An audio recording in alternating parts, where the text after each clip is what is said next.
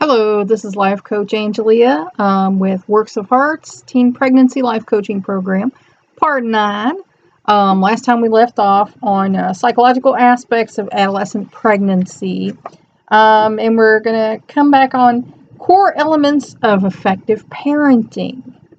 For reference, you can look at T. Barry Brazelton and Stanley Greenspan, 2000. The Irreducible Needs of Children. What every child must have to grow, learn, and flourish. And that's by Cambridge, Mass. Perseus. Brazelton and Greenspan's 7 Irreducible Needs of All Children. Number 1 is ongoing nurturing relationships. They have to have, good relationships with their parents, family, or whoever in order to, get what they need emotionally to grow. Now, unfortunately, that doesn't always happen. And that's why we see a lot of,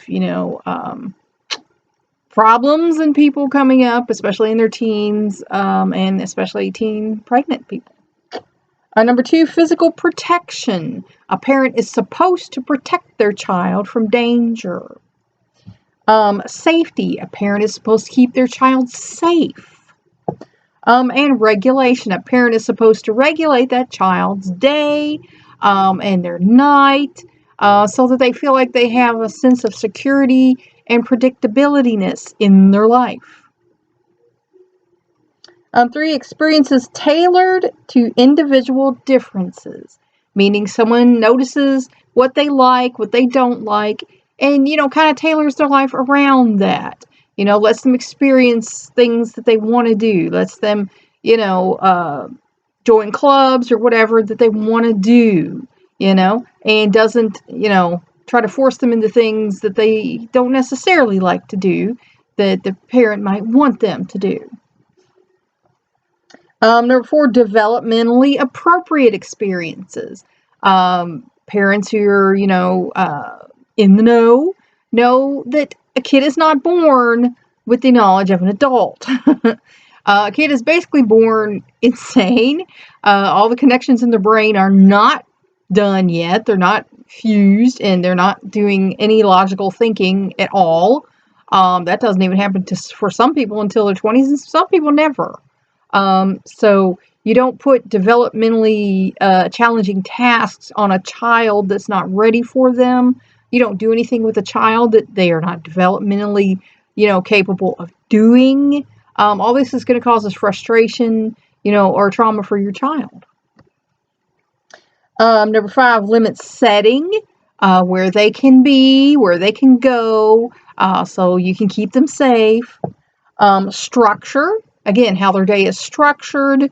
We get up, we get dressed, we get washed, we have breakfast, we get ready and go out to the school bus or, drive to school.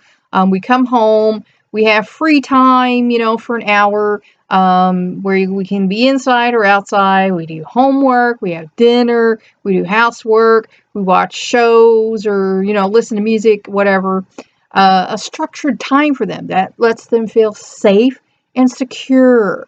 And if they don't have that, then later on they're not going to feel like the world is a safe place. They're not going to feel secure in their place in it.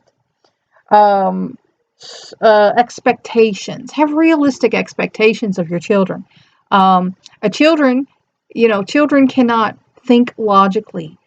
So if you're coming down on them all the time about, how do you not know, whatever, information just doesn't beam into their brain.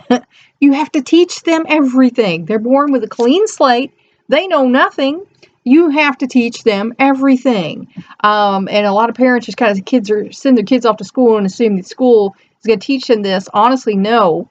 They're teaching them core subjects in school. They don't have time to teach your children, things that they're going to need spiritually, mentally, emotionally, and physically that a parent is supposed to teach them. And that's a lot of the problem. Parents have kind of given up their role as teachers, but your parent should be your number one teacher and teaching you how to have a life and how to deal with the world. Stable, supportive communities. That's something we really can't control. But we can control the people we have them around, like family, friends, extended, friends. Uh, but we want it to be stable and supportive. Like if someone is criticizing your child, you're going to see less of them. There are people who I definitely only started seeing less of because they were saying not so nice things to my kids, and it was unnecessary and untrue. It was negative chatter in their own mind. So, you don't want to expose your kids to too much of that. Cultural continuity. Tell your children what culture you come from. Teach them about cultural celebrations and things, that this culture has to do with. They might not care, especially not till they're older, but it's important for them to have a sense of where we came from, so they know who they are and where we came from. Um, 7, protecting the future. They have to understand they have a future. They have a future. And they have to decide what they want out of it, who they want to be, um, if they want to have higher learning, if they want to just go straight to working and making money. Not everybody has a desire to go to college and have a college-based profession. Some of them just want to go to work, and do their 9 to 5 and come home and have free time. That's all they want. So you have to kind of help them, guide them in their directions.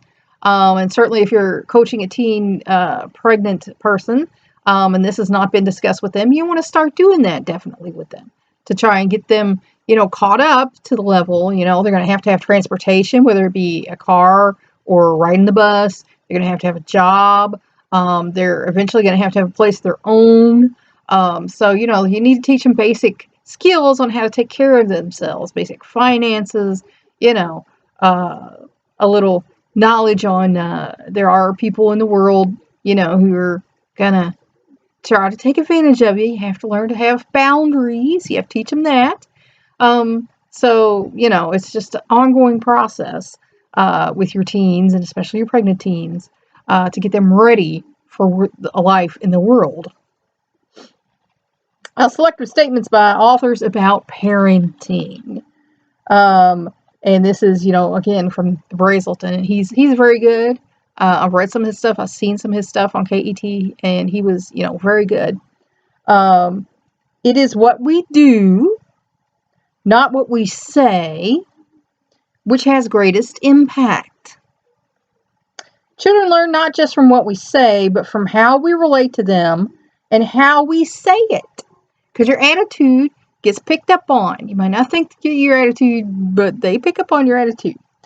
Therefore, empathy, for example, is taught not by telling children to be nice to others or to try to understand others, but by parents having the patience to listen to children and children feeling understood.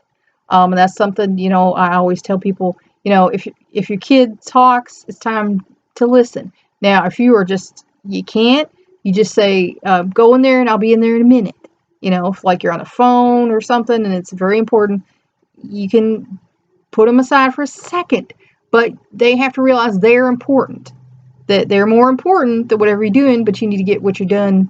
Like I said, if you're on the phone and you can't just stop, talking to someone. I've put people on hold. I've had people get mad at me because I put them on stage. I said, hey, my kids need me on it. Oh, no, this is too... No, I got to go. So that's important. You want to make your child feel like they're important to you. And if that was never done, especially with a pregnant teenager, you want to be there for them. In some cases, you become like a big sister or big brother, whoever you're coaching, to this person, and that's okay. But again, you don't want to cross any lines to become an enabler or to become someone that they're dependent on, because you're trying to teach them to be independent.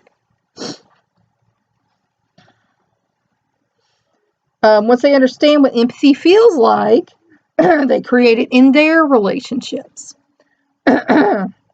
Excuse me. Parents' love and respect set the stage for the child to acquire these same qualities. Feelings of being cared for, empathized with, and loved build the foundation for feelings of being respected and admired, which in turn build the foundation for an inner sense of respect and admiration. Internalized standards that can guide behavior.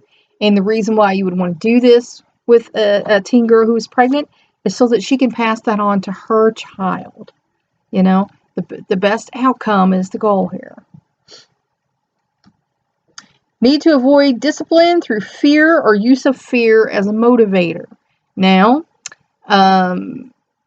sometimes in extreme cases, you might have to go there. But in general, if you can talk to the child, this is something, previous generations might not understand. But if you talk to the child and work out a solution with them, you have a better outcome than if you start yelling at them, screaming at them, spanking them or whatever.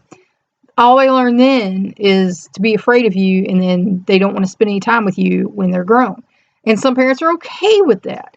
But, it's not about being their friend. It's about teaching them skills to raise their own children, and if abuse is in one generation, it's going to carry over. Over 53% of people who are abused carry that on.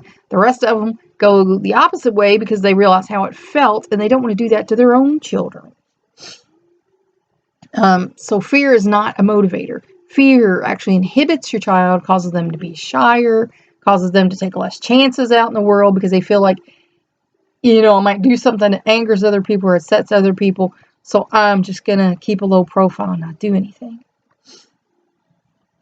Discipline means teaching, not punishment. And I can't say this enough to, families that I've coached. Discipline is supposed to teach them something. It's not to hurt them, or punish them. If they threw a rock and broke a window, then their allowance can go to pay for that window. There's no need to snatch them up and beat them or whatever. Yes, you're upset with what they did. What they did was wrong. And you should tell them that. That was wrong. You shouldn't have done that. That's going to cost us money to replace. And that was not your property. That was their property.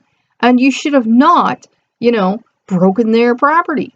So discipline should be teaching. So you should always talk to the child first, explain to them what they did wrong, why it's wrong, and then have them make reparations. They will soon get the idea. As children get older, those who have been disciplined through fear are more vulnerable to drinking, alcohol abuse, drugs, and delinquent behavior. And how to support, pregnant teenagers who are, soon to be parents themselves. Need for clarity and agreement regarding who the primary caregiver is. Are they the primary caregiver, or are their parents the primary caregivers? If they're very young, it might have to be the parents. They might not be able to do it themselves yet. They might not be mature enough. So first of all, we have to establish who's taking care of the kid. The responsibilities of the adolescent parent. What is expected of them? Are they doing the feedings? Are they doing the diapers? Are they doing, everything with this kid? The responsibilities have to be established. What is expected, if it's not going to be them that's the primary caregiver, who is going to be the primary caregiver? And, are they helping out? Need for a stable place to live for the mother and child. Unfortunately, some teenage girls get kicked out of their home when they become pregnant. They're still very old school ways of thinking, unfortunately, in the world today, that think, you got pregnant, get out of my house. I raised you better than that. You should know better, and I don't want you here. And that's a shame. Like I said, I know a woman who's a lawyer, and her parents were very supportive of her, and helped her to raise her child, allowed her to go to college, and she became a lawyer. So a teen pregnancy is not the end of the world, and it should not be the end of their life. But if it's going to be, then you need to have, homes, centers that have these girls come in as a referral source. So in case this girl's being removed from her home or already has, you need to know, where you can refer her to. Ensuring that the infant or young child is in the presence of and continually monitored by an adult at all times. Sometimes, a grandparent or an aunt will, take the pregnant teen in and help with the baby. But again, teens don't always have the best judgment. So when the baby's, small, I'd say within the first year, there needs to be an adult to kind of monitor things and make sure things are going okay. Need for positive, continuous relationship with the primary care physician and regular well baby appointments.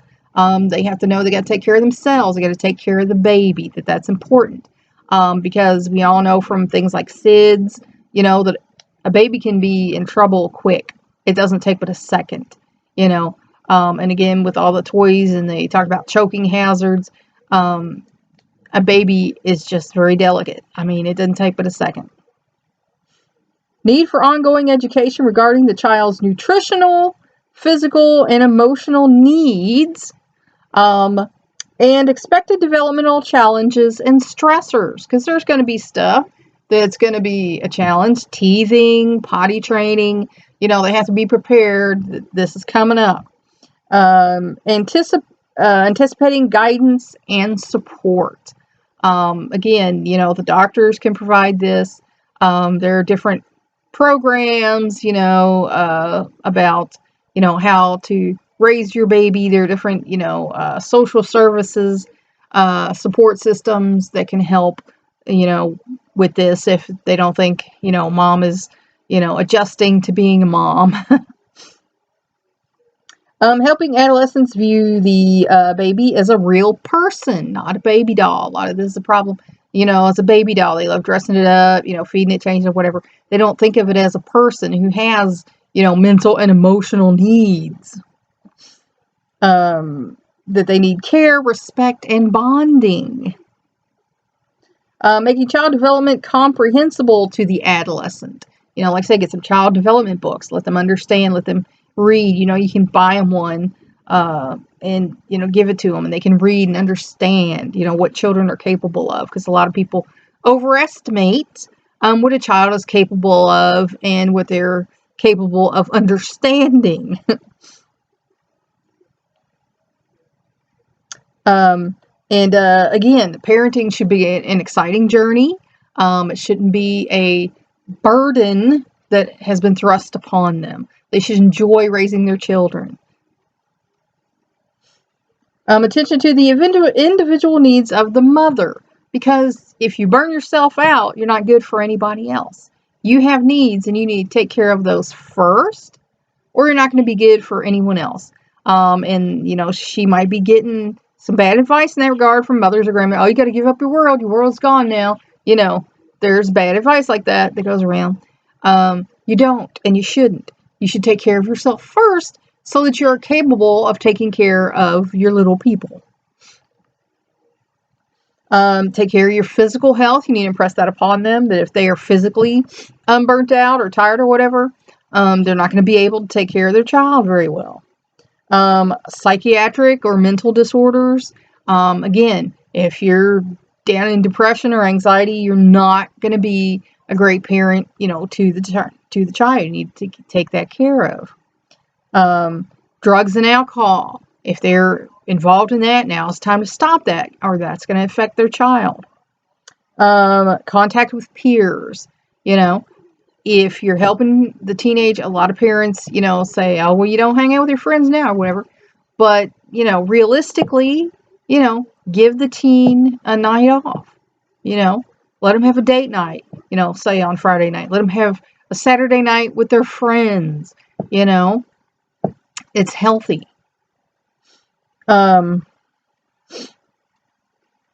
Use of leisure time. What are they going to do in the leisure time? You can't expect, grandma to just take the kid while you sit in the living room and watch a movie unless that's what grandma wants to do. Leisure time should also involve the child.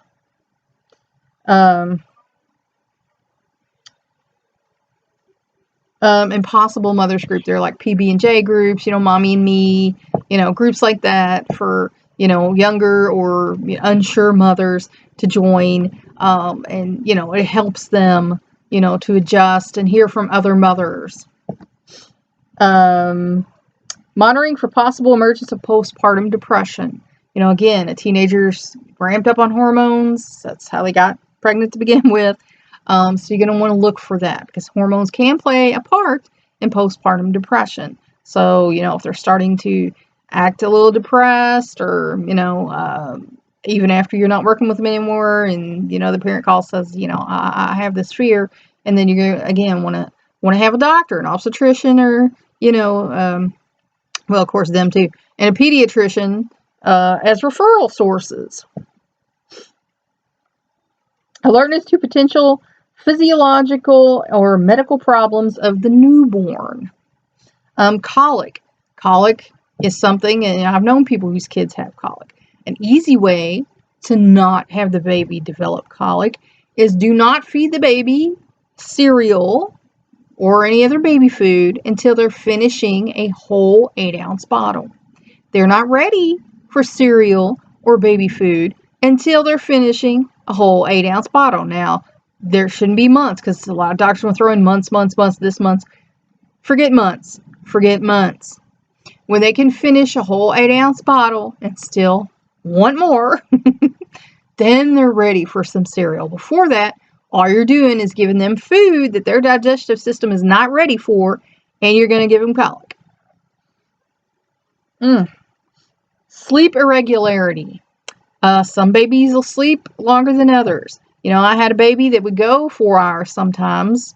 I had another baby, about an hour and a half. That's all it would go. So, you just have to be able to deal with that. They're all different. Fetal alcohol syndrome. If they drank during pregnancy, they might have fetal alcohol syndrome. Failure to thrive. Usually that is because a child does not feel loved, does not feel wanted, but also there are sometimes medical problems. The child might not be able to mentally develop or just is a sickly child and it just doesn't do well. Asthma. Again, a lot of children have asthma. And that's things that you can prepare this young mother for, that some of this stuff comes up. Again, if they have developmental books and they can read them and see this, they'll be more prepared than to think it's, because a lot of them like to romanticize. It's going to be great. Alertness to parental burnout. That's something you can, tell parents, about to say, if you notice these things, you can give me a call, come back and do a little more coaching with her. Danger of abuse or neglect. Again, if they notice any abuse or neglect, then unfortunately that teen mother should no longer be the primary caregiver of that child. Mom or grandmas step in many a time to take over. If the child has been abused before, there's, again, a greater chance that she's going to become an abuser. So you have to kind of keep your eye on what's going around, and if you suspect something funny, it's your duty to report it. Again, if she's neglected or abused prior children, because sometimes I went to school with a girl who had 3 kids by the time she was 18 years old. So if they've neglected and abused prior children, chances are greater they're going to do it with others. Benefits of a home visitation by a nurse. A lot of, younger moms can benefit from, a nurse coming in making sure things are going okay. Importance of involvement of the biological father. Some fathers want to be involved in their baby's life. Some fathers don't. But there's a better outcome if they have a father figure. And here's some references that can help motivate young men to be involved. Canada G, 1998, Reaching Up for Manhood. Transforming the Lives of Boys in America. Boston Beacon Press. And then there's Garbino J, 1999, Lost Boys. Why Our Sons Turn Violent and How We Can Save Them. New York Free Press. And these have things in them that talk about, male parenting. Here in Louisville, we have Two Not One, which, teaches men how that's important for men to be around and be parents. Encouraging long-term goal setting by the adolescent mother. What's her life going to look like? Is she going to college? Is she just going to get a job? What does she want out of life? She should have goals. Including education. Again, if she's going to go to college. Career. What she wants to do with her life. And things like that.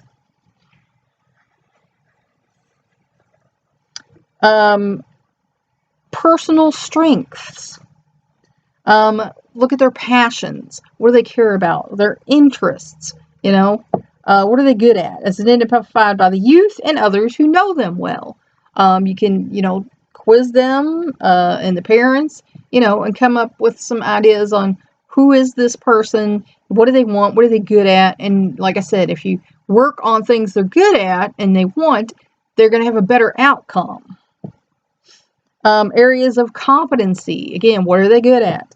Academic, recreational. I had one son that was good in academics and the other one who is good at sports. He was an athletic genius.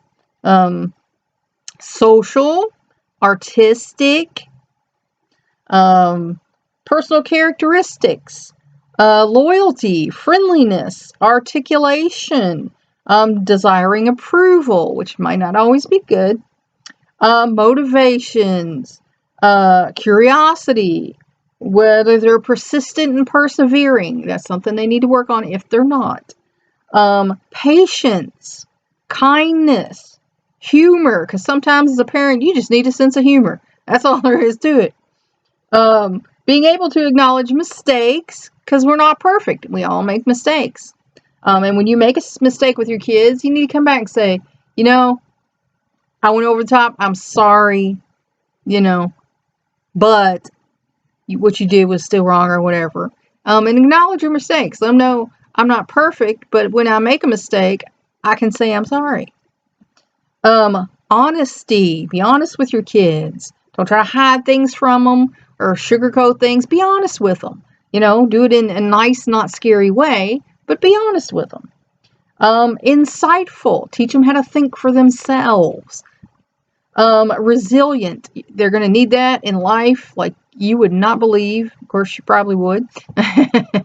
But if they have resiliency, life is going to be a lot easier on them than if every little thing knocks them to the floor. Spirituality. Spirituality can be very positive and it can help you through things. External resources. They can go to individual resource persons at school if they're going to stay in high school, or in the community. Family members, grandparents, aunts, cousins can be a good resource for them if that's not the case in their home. Neighbors, I know people who've gone to live with neighbors, so it just depends, especially like I said, if parents shove them out of the house, they might not have another place to go. Friendships, friends' mothers have taken in young girls who their parents threw them out, and the friend's mother has taken them in. They become like family. And community leaders. Community leaders are often interested in these things, and you can contact them. And there are places, who come up with shelters, for these people. So again, you want to have as many community resources as you can to give these young women information if you're going to coach pregnant teens. All right. Well, that's all for now. I hope you found this educational and informational. And I will leave the link where you can help this, educational outreach if you would like to do so. So until next time.